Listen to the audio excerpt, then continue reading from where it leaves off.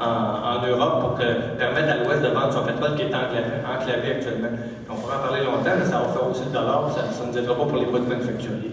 On pense aussi qu'il faut nationaliser l'exploitation des ressources stratégiques pour lesquelles on dispose des compétences nécessaires. Et comme on l'a fait pour Hydro-Québec, le vin, c'est une ressource seulement. Il faut le nationaliser. Il ne faut pas laisser les Allemands, les Français, les Chinois développer ça. C'est le chaos total là-dedans. Nous, on dit, si on veut développer une filière éolienne, il faut la développer pour nous, puis c'est nous autres qui va la contrôler, puis on a des compétences, puis après ça, on va être capable d'exporter nos technologies.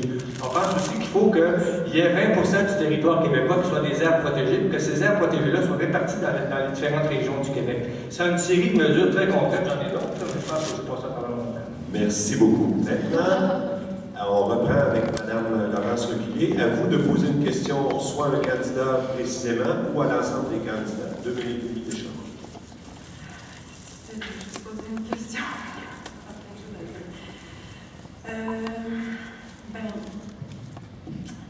Je m'excuse, M.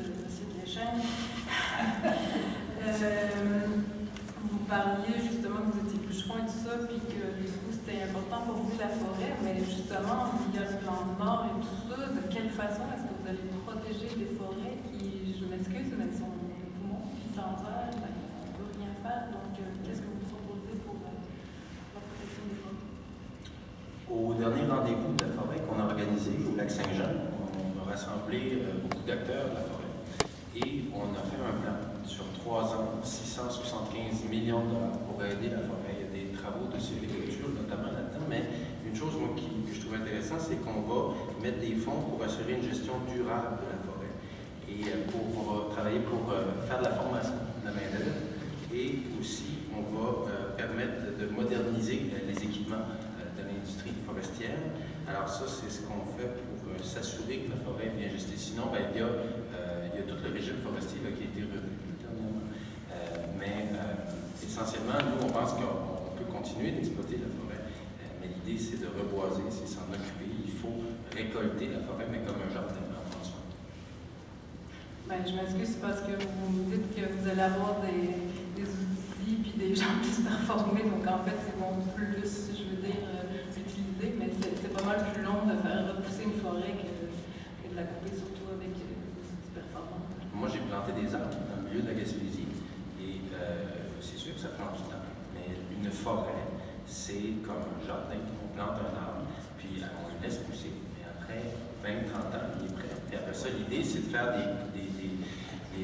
soit des éclaircies commerciales qu'on appelle. D'ailleurs, il y a des subventions pour ça. On parle, on allait en chercher. C'est beaucoup d'histoires personnelles, mais je pense que ça peut être éloquent. Ce qu'on fait, c'est qu'on va financer, dans le fond, on va aider à faire des éclaircies commerciales. On rentre dans la forêt, puis on prend juste les arbres qui sont vraiment matures, parce qu'il arrive à un moment donné où, dans le développement de l'arbre, tu peux le couper, tu vas aller chercher un bon potentiel, puis ça va être ce qu'il y a de mieux pour ta forêt, parce que ça va laisser de l'espace au plus petit de pouvoir y aller.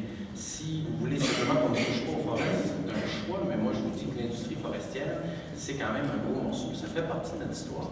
Il y a moyen de l'utiliser. Il y a des projets comme les poutrelles laminées, la charte du bois, c'est ça, d'essayer d'intégrer ça dans notre architecture. Nous sommes une nation forestière et on ne va pas arrêter de l'être. Par contre, il va falloir le gérer de façon prudente. Juste qu'on le fasse de façon durable, avec un peu moins d'impact sur les écosystèmes communs.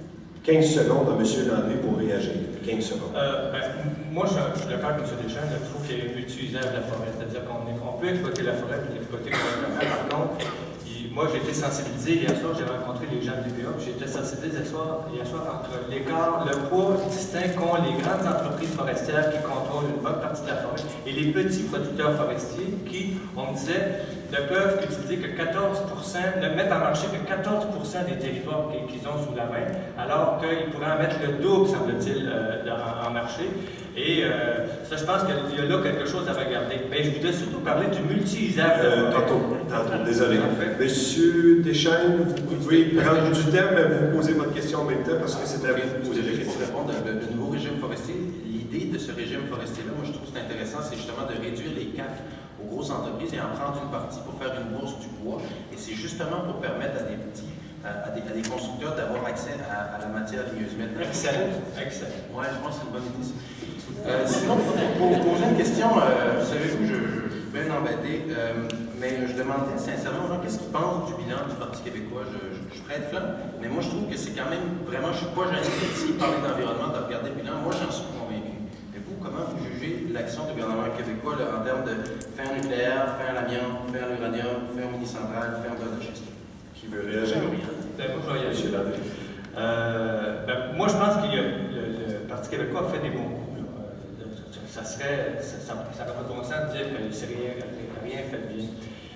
Mais le problème, je trouve, c'est un problème de vision globale, parce que quand on parle de faire la transition énergétique et puis d'aller en même temps dans l'exploitation pétrolière, moi je pense qu'on divise à ce moment-là nos énergies, qu'on divise nos forces, alors que ce qu'on a de riche au Québec, c'est l'eau. Puis l'eau, il n'y a rien de mieux en termes d'exploitation pour créer de l'énergie. C'est absolument fantastique. Le Québec n'est pas un État pétrolier.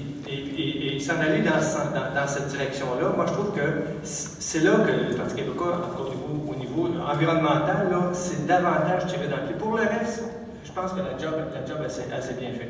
Gaz de schiste, on parle du moratoire de gaz de schiste, mais il y avait des militants du gaz de schiste qui nous disaient c'est le moratoire sur le corridor fluvial du gaz de schiste.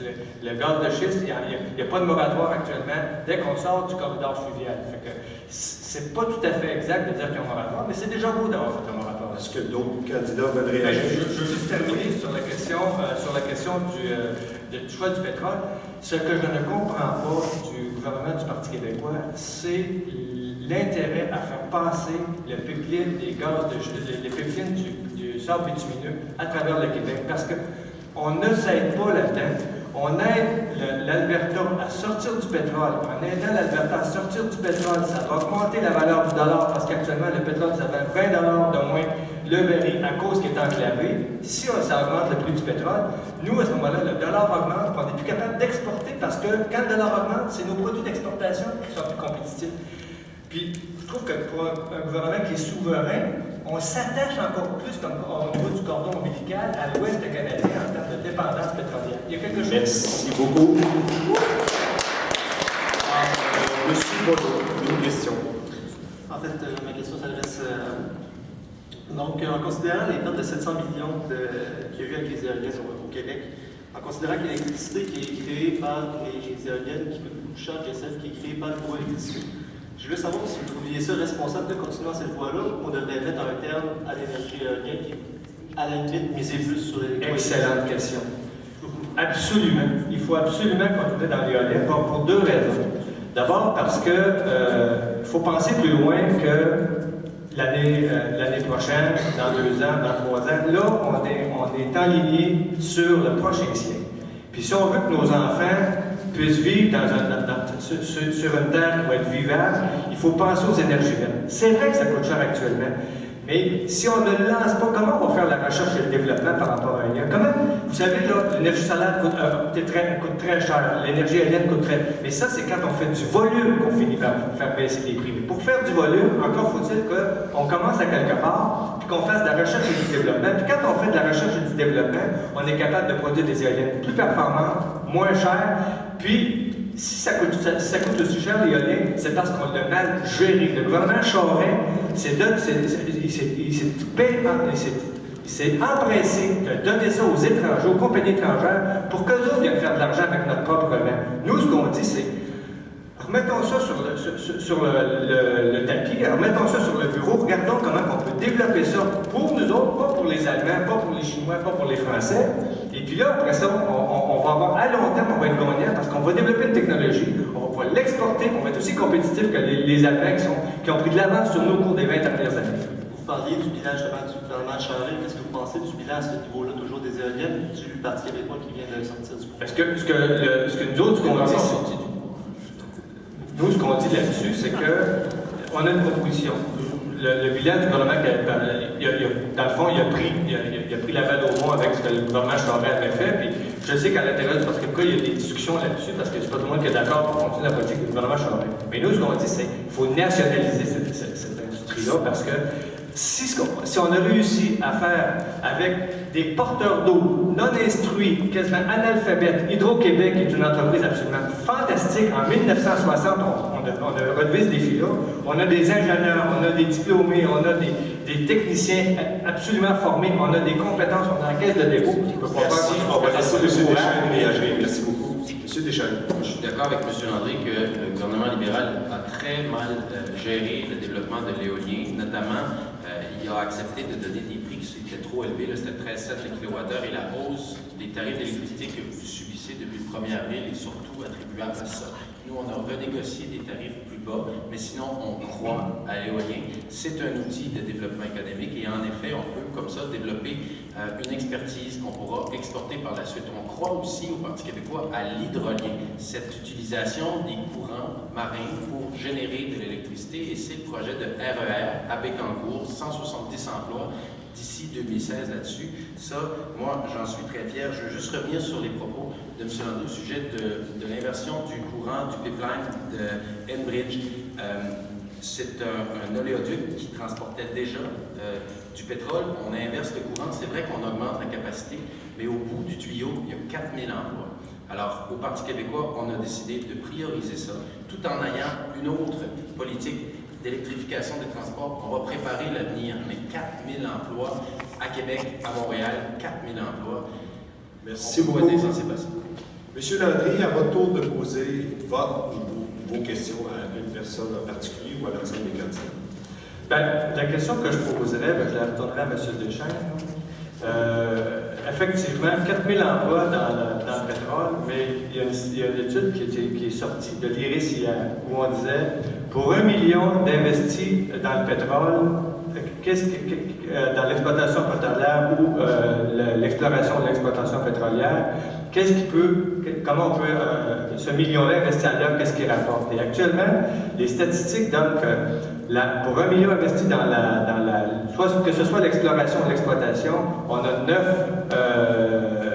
9,6 emplois, alors que quand on parle d'énergie verte, la moyenne est de 15,1 emplois. Et ça comprend tout. Donc, c'est vrai que ça crée de l'emploi, mais on a moyen, ce qu'on prétend, nous, à Québec solidaire, c'est qu'il y a moyen d'en créer plus avec nos ressources et puis d'une façon plus propre. Fait que, effectivement, on ne peut pas dire, bon, 4000 emplois, c'est pas important. C'est où est-ce qu'on les crée, puis comment on les crée. C'est ça qui est important. C'est pas que nous, on questionne, c'est pas qu'on est Parti québécois, c'est qu'on dit, il me semble qu'il y a d'autres façons de voir le développement économique du Québec que les anciennes formules d'exploitation du pétrole qui, puis je le rappelle, on a devant nous 2100 comme cap, 2037, on s'en va direct là-dessus, puis on va permettre à l'Alberta d'exploiter davantage de ressources qui est le pire producteur de gaz à effet de serre au monde. Et la question est... La question, c'est pourquoi ne pas choisir les autres énergies pour créer de l'emploi? Merci. La réponse, c'est nous choisissons les autres énergies. Nous développons l'éolien, nous développons l'hydrolien, nous continuons de croire à l'hydroélectricité. Alors, de ce côté-là, moi, je trouve qu'on se ressemble beaucoup. On parle d'électrification du transport, on parle on a beaucoup de projets qui se rassemblent, mais je ne sais pas, mais imaginez-vous, là, vous êtes premier ministre ou première ministre du Québec, et là, vous avez un pipeline dont ça va dans un sens. Là, vous avez une demande qui s'aille dans l'autre sens. D'ailleurs, ce n'est pas le gouvernement du Québec qui subventionne l'industrie pétrolière, c'est le gouvernement fédéral. Nous, on ne met pas d'argent à ça. Et là, votre décision, c'est de savoir est-ce qu'on va permettre, puis d'ailleurs, on a un problème de compétences, puis c'est une des raisons pour lesquelles on doit avoir un Québec libre, c'est pour avoir la compétence sur ce qui se passe au Québec. Ça, c'est une compétence fédérale, c'est l'Office national de l'énergie. Nous, on a un rôle d'observateur. J'avais un collègue qui était là, procureur, qui n'avait pas grand-chose à dire.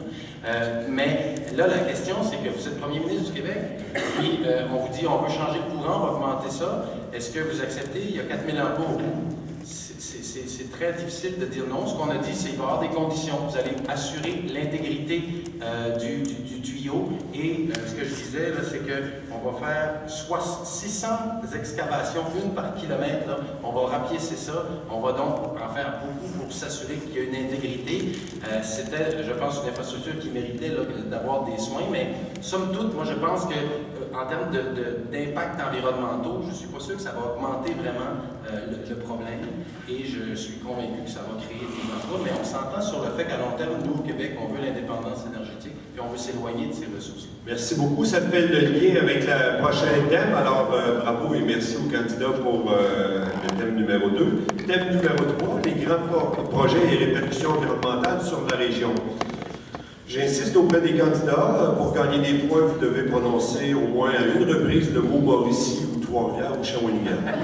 Alors, la question, c'est plusieurs projets majeurs sont en élaboration ou à l'étude présentement au Québec. Ces projets auront un impact certain sur notre région, tant au niveau environnemental qu'au niveau économique et social.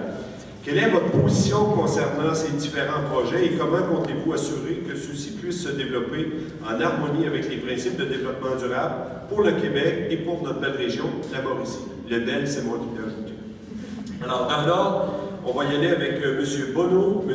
Landry, M. Deschênes et Mme Requillet. M. Bonneau, 2 minutes et demie. Merci.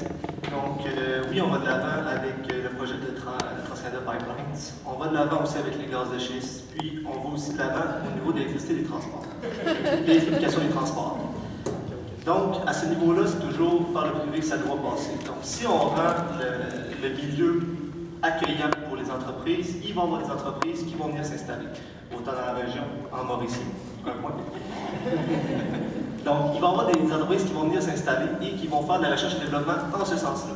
Quand on regarde, par exemple, Tesla, est-ce que Tesla a commencé à venir faire ça ici, de la recherche et développement?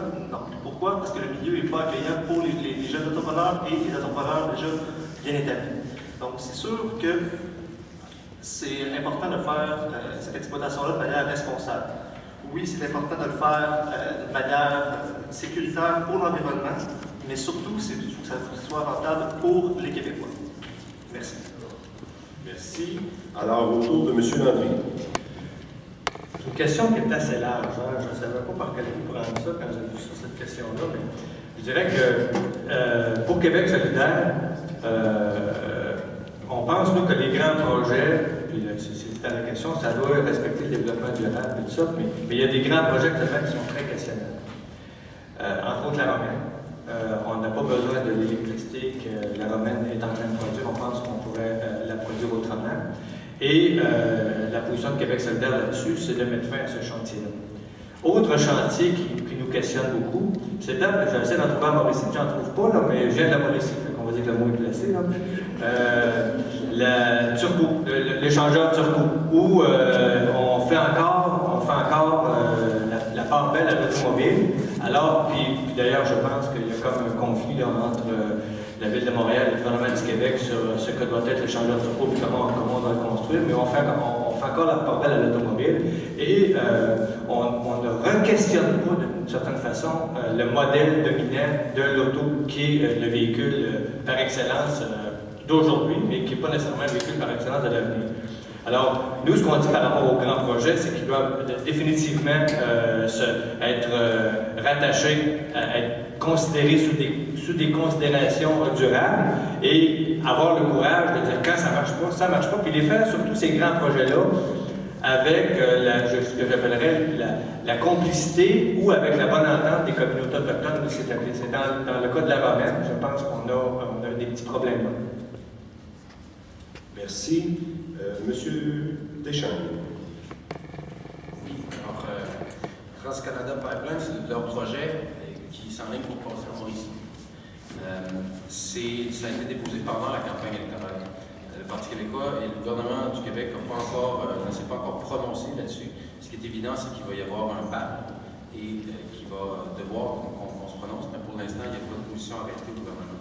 Deuxièmement, sur les gaz de schiste, nous, on a lancé un BAP le 31 mars, qui débutait le 31 mars 2014. On avait le projet de loi 37 pour instaurer le moratoire, mais on s'est fait bloquer par la CAQ, par les libéraux qui ne sont pas là. J'aurais voulu savoir pourquoi. Mais 2 fois, ils nous ont bloqué, ils nous ont ralenti. Finalement, on a pu l'enclencher. Et là-dessus aussi, je voulais vous dire qu'on a un règlement de protection sur l'eau potable le plus sévère qui va être déposé très rapidement parce que nous allons prendre le pouvoir. J'essaie de regarder mes notes. Le 3e sujet des grands projets, c'était Chantier d'électrification des transports. OK, bon. Et ça, je vous en ai parlé beaucoup. Moi, j'avais juste une question sur la Romaine. Oui, c'est ça, plus tard. Alors, le chantier d'électrification des transports, je pense que nous avons le plan le plus complet là-dessus. Il est précis. Je vous ai fait la nomenclature de nos actions précises. Tout est prévu. On est parti pour le faire. 500 millions sur 4 ans. Merci beaucoup. Madame Lermont. Ben, c'est sûr que pour nous, c'est un non-sens de permettre même si effectivement c'est l'Office national de l'énergie qui finalement va prendre la décision, mais je pense qu'en tant que gouvernement d'une province où on doit non seulement inverser, mais justement ici je pense qu'il faut créer cette partie-là, donc il faut le mettre là, il n'est pas là déjà. Donc je pense que, en tout cas, moi si j'étais premier ministre demain, même si c'est là qui décide, je peux vous dire qu'il faudrait qu'il me passe sur le corps avant que le bien soit construit en Mauricie, puis tout le coût en fait qui vient de Montréal jusque plus loin, mais c'est un nouveau. Donc c'est un non-sens parce que non seulement oui ça crée peut-être de l'emploi, mais quand je leur ai posé la question, est-ce que vous avez calculé les risques, si jamais il y a quelque chose point de vue environnemental, ben non, donc peut-être que finalement ça diminue un petit peu la création d'emplois. Puis, ben, c'est quand même pour faire sortir de sa bitumineux, puis je m'excuse, mais sa bitumineux, c'est comme le pire pétrole qui existe. Donc, puis on veut diminuer notre consommation de pétrole. Donc, je veux dire, moi, c'est sûr qu'on n'en veut pas. Puis, les gaz de schiste, ben non. Puis, justement, je vais revenir à votre étude tout à l'heure, mais le GIEC, je pense hier ou avant-hier, il nous dit, ben ici, au Canada, on va avoir un problème avec la consommation en eau. Le gaz de schiste, je pense que ça en prend beaucoup pour exploiter le gaz qui se trouve dans le schiste. Puis, ben, il y a quand même des risques de contamination et oui, vous allez peut-être faire un bac, mais je veux dire, quand ça fait pas si longtemps qu'aux États-Unis, peut-être qu'ils vont pouvoir nous aider pour nous dire est-ce qu'ils sont d'accord avec ça ou pas, mais bref. Donc, l'eau, ça va être un gros problème dans les prochaines années. Donc, je pense qu'on n'a pas le droit de décider là maintenant, même si vous dites ben, on va essayer de protéger l'eau ou en fait peu importe ce qu'on va faire. Je veux dire, les États-Unis vont nous demander de faire venir de l'eau chez nous bientôt. Donc je pense qu'on ne peut pas faire n'importe quoi avec ça. Moi je voudrais vous dire quand même que oui, peut-être que c'est beaucoup moins que 1000 ou 2000 emplois, mais là je sortais d'une rencontre avec le CLD à Shawinigan, c'est en Mauricie. Puis, en faisant de la gestion intégrée de matières résiduelles, ben, vite comme ça, on a calculé que ça créerait 30 emplois. Ça, c'est juste à Shawinigan, puis c'est juste en enfouissant à peu près 14% moins que ce qu'on enfouit maintenant, c'est-à-dire les encombrants. Donc, ça, c'est juste un petit exemple de ce qu'on pourrait faire. Puis, je voudrais revenir justement à l'étude de l'IRIS. Le Québec créerait 57% de plus d'emplois en investissant dans les énergies vertes, c'est-à-dire en utilisant des ressources renouvelables, puis le bois en fait partie, que le pétrole qui est une ressource non renouvelable. 57%, je pense que ça répond aussi un petit peu à votre question tout à l'heure. Merci beaucoup. Maintenant, les questions sont adressées à l'ensemble des candidats ou à un candidat, candidate en particulier. C'est au tour de M. Bonneau de poser une question. Je n'ai pas de question pour ce bloc-ci, merci. Merci. M. Landry. Ah, ben là, vous ne m'attendez pas à ça, là. C'est la Ah, ben moi, j'ai une question pour M. Bonneau. Compte tenu que le privé fait si bien les choses, est-ce que vous vendriez au Québec au privé, aux conservateurs? En fait, il n'y a pas moyen de vendre au Québec, c'est une société beaucoup trop grosse pour faire ça, puis non, effectivement, on en aura pas. Ça me sécurise, merci. Merci. Monsieur Deschamps va vous poser la prochaine question. Peut-être juste d'entendre M. Landry, comme dit, vous metteriez fin au chantier de la Romaine. Concrètement, on fait ça comment? On est déjà enclenché. C'est-à-dire qu'on suspend, on suspendrait le projet parce qu'actuellement, la production, les coûts de production de la Romaine font en sorte que le tarif que ça nous coûte, on va perdre à chaque kilowatt qu'on va exporter avec les coûts qu'implique la construction de la Romaine. Donc, on a pour 2020 actuellement un surplus d'électricité. On est en train de saccager une rivière, là, puis une belle rivière, là, parce qu'on voulait. Il y a eu des erreurs de planification Hydro-Québec. Là. On ne peut pas tirer des rocs, mais il y a eu des erreurs de planification Hydro-Québec au niveau des besoins d'énergie. Donc, vous arrêtez ça là? Oui, la proposition de Québec solidaire, c'est de suspendre le chantier de la Romaine. ce qui est fait est fait. Là. Puis si on veut l'apprendre, on l'apprendra plus tard. Mais actuellement, de continuer ce chantier-là, c'est de creuser un déficit continu. Puis là, on dit qu'on veut de saines finances publiques. Mais moi, je pense que si on veut de saines finances publiques, on prendra les travailleurs de la construction de la Romaine, on leur demandera de s'investir dans un vaste chantier de rénovation éco-énergétique des maisons que propose Québec solidaire pour, au lieu de produire de l'électricité qui est de trop, ne pas gaspiller l'électricité, ne pas gaspiller de l'électricité parce que l'électricité qu'on gaspille parce que nos maisons sont mal isolées et nos immeubles sont mal isolés, c'est celle-là qui nous coûte le plus cher. Fait que si on économise l'énergie, au lieu d'essayer d'en produire de la nouvelle, dont on n'est même pas sûr de l'exporter parce qu'avec l'arrivée du gaz de schiste aux États-Unis, il y en a moins besoin de notre électricité, il serait plus sage de mettre fin à ce projet-là, de transférer les emplois dans un vaste chantier éco-énergétique pour isoler les maisons. Et là, on est gagnant sur les deux tableaux. On crée de l'emploi et on sauve l'énergie. Merci. Madame Laurence, vous voulez réagir? Oui, mais par rapport au chantier de la Romaine, je pense qu'il y a toutes les conséquences sociales aussi que ça a sur les Premières Nations là-bas. Puis il faut savoir qu'il y a l'augmentation du mercure dans l'eau, que en tout cas les personnes qui habitent là-bas se nourrissent de poissons, que ça a du coup un grave impact sur leur santé, puis sur toute leur coutume, puis tout ça. Puis je pense que c'est quelque chose qui a peut-être pas été mesuré. Je me rappelle plus s'il y a eu un BAP à ce moment-là ou pas, mais je pense que pour moi, les conséquences sociales, elles sont vraiment importantes.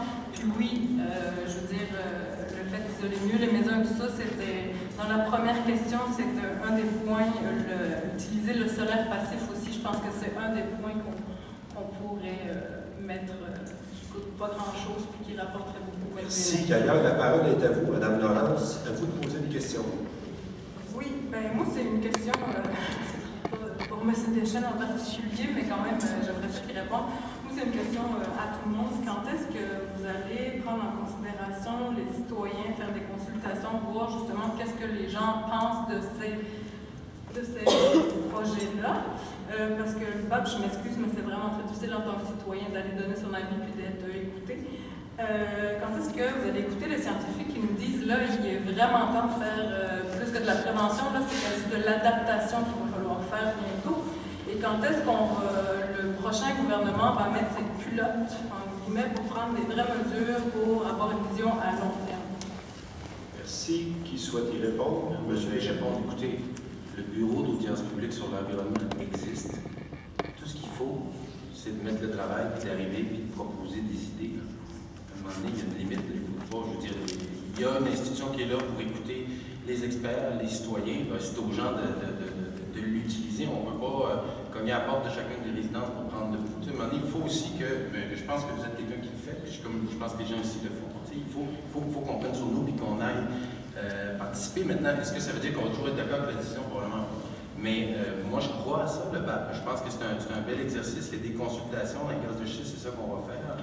Et moi, j'ai confiance dans ce processus-là, dans les experts qui sont là, pour que la meilleure décision soit prise.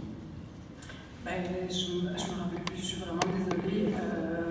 Mais je pense que c'est justement par rapport au pipeline, puis c'est sûr que c'est au niveau fédéral, mais je veux dire, c'est pas vraiment facile pour les citoyens d'aller s'exprimer. Puis est-ce qu'on pourrait faire, je sais pas, des référendums comme en Suisse ou des choses comme ça pour justement faciliter, mais je sais pas, moi, il me semble qu'en tant que gouvernement, puis je suis désolée pour vous que les libéraux ne soient pas là, parce que malheureusement, le professionnel n'est pas arrivé encore.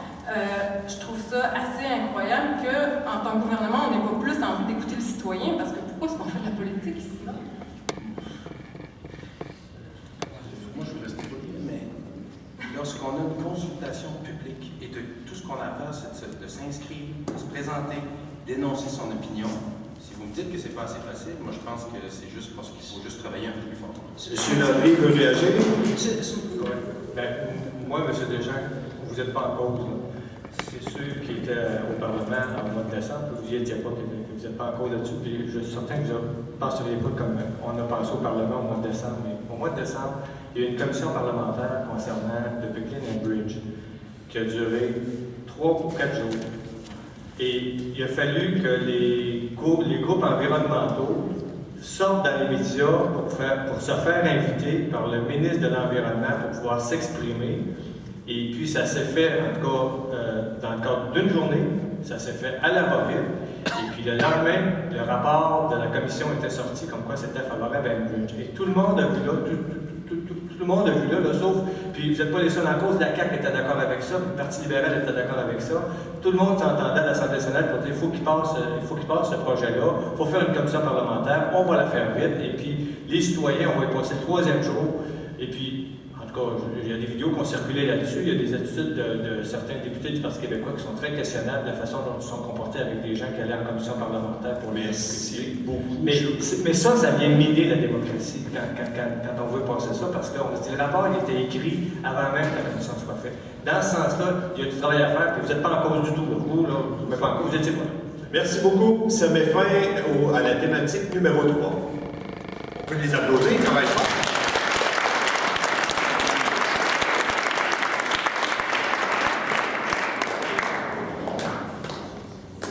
Une petite stratégie d'animation pour tenter d'ouvrir mon coffre-fort, mais ça a presque fonctionné.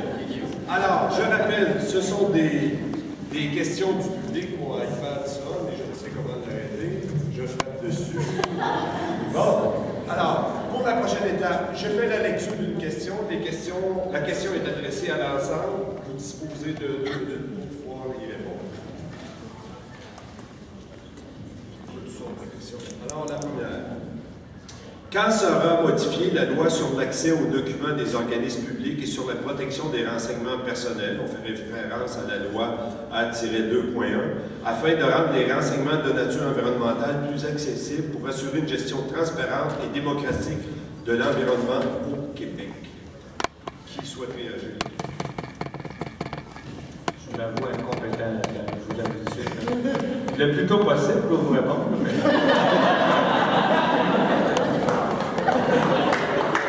Est-ce que M. Michel... Dire un peu, je sais qu'on a dans la plateforme un projet de rendre le gouvernement plus ouvert. La loi sur l'accès aux documents, c'est pas encore le nom de la... J'ai plaidé dans... LRC.C A2-1.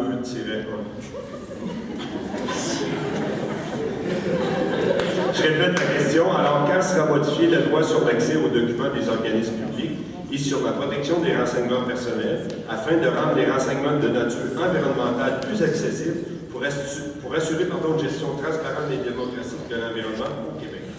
Pour ma compréhension de cette loi-là, pour avoir plaidé devant la Commission d'accès à l'information, il n'y a pas de distinction là, que l'enjeu soit environnemental ou pas. J'ai pas non plus, moi je vois pas de projet là, à court terme là, de rénover cette loi-là. Par contre, ce que je vous dirais comme petit conseil, si vous faites une demande d'accès à l'information et que vous n'êtes pas satisfait, ne vous gênez pas de faire une demande à la commission d'accès à l'information. Vous pouvez monter d'un palier, ça ne coûte rien, c'est facile, ça se fait sur une page. Puis, comme ça, en poussant, peut-être que ça va donner des résultats. Je ne peux pas révéler de comment ça se passait, mais je peux juste vous dire que les citoyens qui sont tenaces parfois réussissent à obtenir certaines choses. En même temps, cette loi-là, sinon, elle s'applique de ce que je comprends de façon transversale, peu importe le ministère qui est visé. Donc, personne ne veut réagir? Je suis prêt pour vous autres. Oui?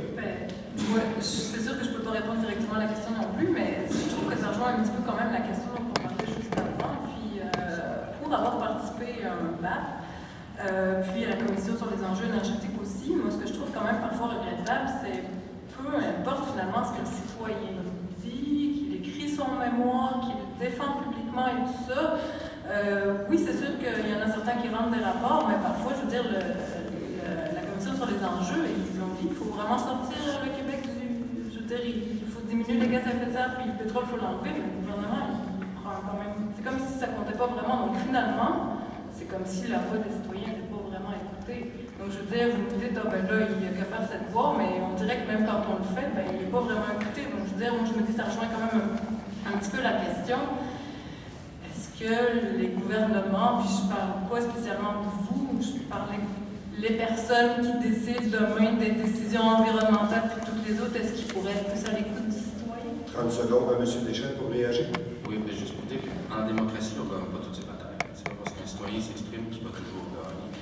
Mais le Parti québécois, on avait entendu les manifestations lors de la crise étudiante, on sort de l'environnement, mais juste pour dire que le premier geste, ça a été d'annuler la loi 78 puis d'annuler la hausse des droits de scolarité.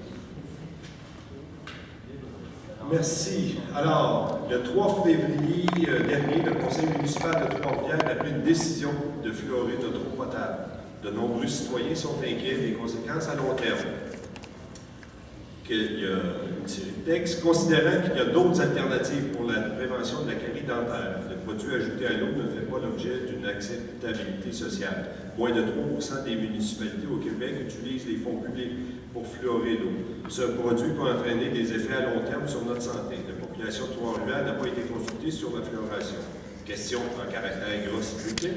Quels sont vos engagements vis-à-vis des citoyens de Trois-Rivières qui ne veulent pas se faire imposer dans leur eau potable un produit chimique tel que le fluorure toxique impropre à la consommation humaine? 2 minutes pour le débat. Qui souhaite y répondre et s'engager? Moi, je vais commencer tout de suite parce que nous, on a sorti là-dessus en février, là, à Québec solidaire. Sur le fond, et je vais être très honnête avec les gens, sur le fond, Québec solidaire n'a pas pris une position favorable ou défavorable à la fluoration. Mais sur la façon de faire, la position de Québec solidaire, quand même, est assez claire. Nous, on croit que, puis on se base là-dessus, Québec solidaire Mauricie, tout le moins, là, on se base là-dessus. Il y a eu des commissions parlementaires au printemps dernier qui s'est tenue sur la question de la fluoration à l'initiative du Parti québécois, qui avait promis à la dernière élection qu'il arrêterait la fluoration, mais qui par la suite a dit bon, on va faire une commission parlementaire. Bon. Les commissaires ont conclu qu'il n'y avait pas de consensus par rapport à ça. Ils ont entendu d'une façon assez spéciale les spécialistes de la santé publique qui ont accepté d'écouter les citoyens, mais dans un contexte un peu particulier pour les citoyens, là, un peu moins d'écoute qu'on a dit. Et ils ont conclu que la fluoration devait faire l'objet d'acceptabilité sociale. C'est la conclusion. En disant, on va laisser aux villes décider ça. Ils ont d'ailleurs passé à modèle aux villes pour ne pas régler ça. Mais ça devrait, avant de fluorer, il devrait y avoir une amélioration de l'acceptabilité sociale. Fait que Québec solidaire se base là-dessus à Mauricie pour dire, tant qu'il n'y a pas d'acceptabilité sociale, on devrait suspendre la fluoration, puis passer par des moyens plus traditionnels et plus efficaces, peut-être aussi de prévention chez les enfants, de visite chez les enfants pour améliorer la santé dentaire des enfants. Mais ne pas obliger les gens à boire une eau qui leur fait peur. C'est que nous, on dit, si le débat de fond scientifique n'est pas réglé, à tout le moins, soyons ce qu'on appelle le principe de précaution, allons pas de l'avant tant qu'il n'y a pas une plus grande acceptabilité sociale de ce côté-là. Merci beaucoup. D'autres personnes, d'autres candidats veulent réagir? Moi, je voulais commenter. Moi, dans ce dossier-là, je me demeure neutre. Il y a eu un vote du conseil municipal, mais je comprends qu'il y a une mobilisation citoyenne qui n'est pas satisfaite de la façon dont ça se passe. Alors, pour l'instant, moi, je demeure neutre là-dedans. J'écoute les deux côtés. Hier, j'ai parlé avec la directrice de la santé publique. J'ai rencontré déjà des gens de la coalition. Au Parti québécois, on veut mettre de l'avant une politique nationale de l'eau. Ça pourrait être le moment là, de refaire ce débat-là.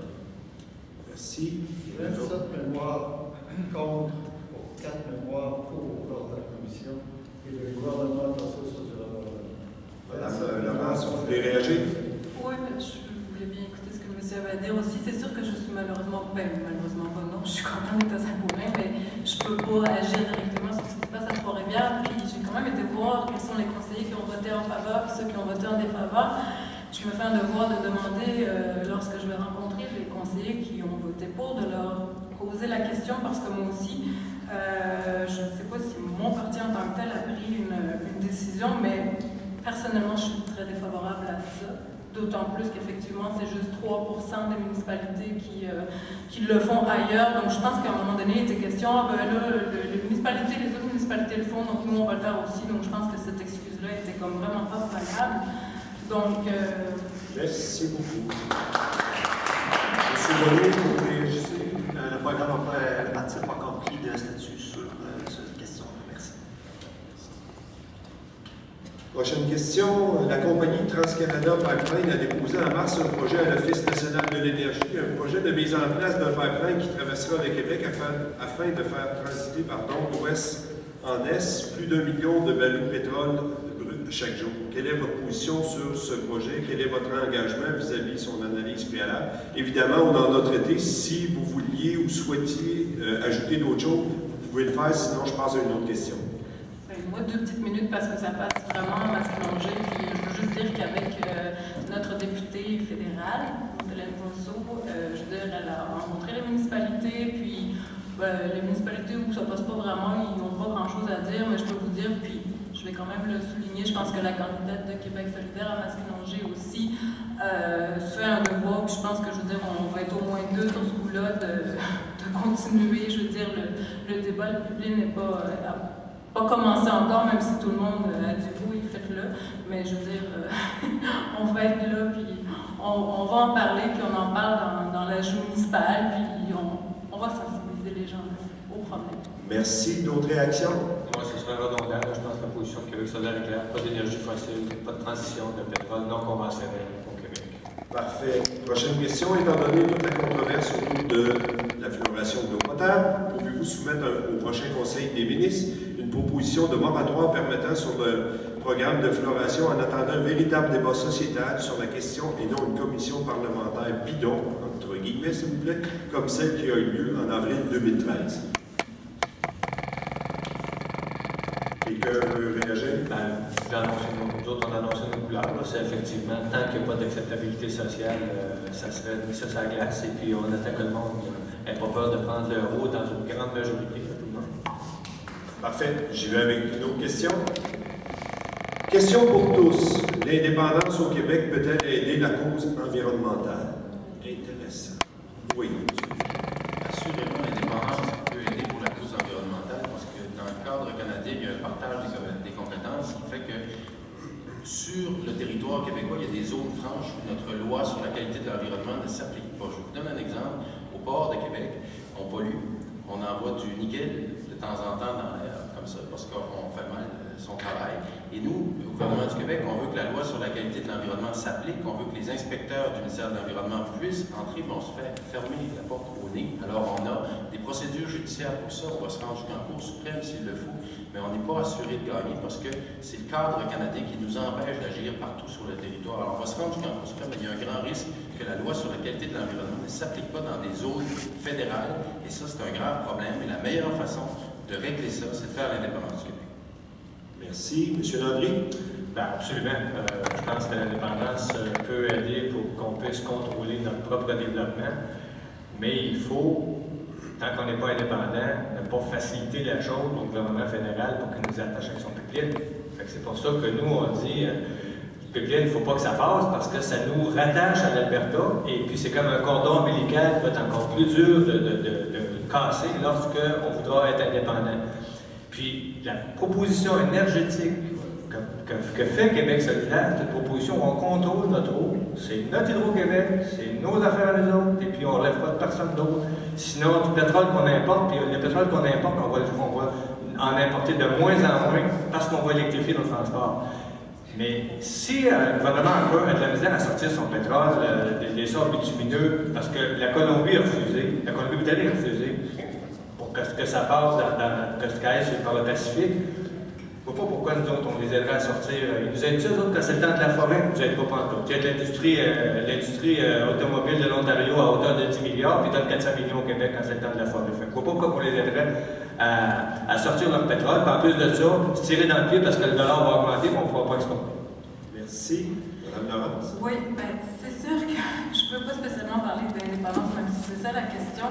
Puis, c'est sûr que quand on regarde ce qui se passe au niveau fédéral, ça n'encourage pas à continuer à faire partie de ce pays-là. Par contre, je voudrais dire que pour moi, l'environnement, c'est une question de genre charte de verre mondiaux, ou en tout cas, c'est une question mondiale. Donc, je veux dire, je pense que finalement, ça ne changera pas grand-chose que le Québec soit indépendant ou pas, même si, oui, j'entends bien. Oui, ça changerait quelque chose, parce que ça ajouterait un gouvernement qui pourrait dire oui à Kyoto au lieu de se faire embarquer par Ottawa dans des noms, alors que nous autres, on est favorables à Kyoto. Parce que nous autres, on est capable de rencontrer les objectifs de Kyoto si on se prend en main à cause de l'hydroélectricité. On ne sauve pas aller au charbon et au pétrole, nous autres, au Québec. Là.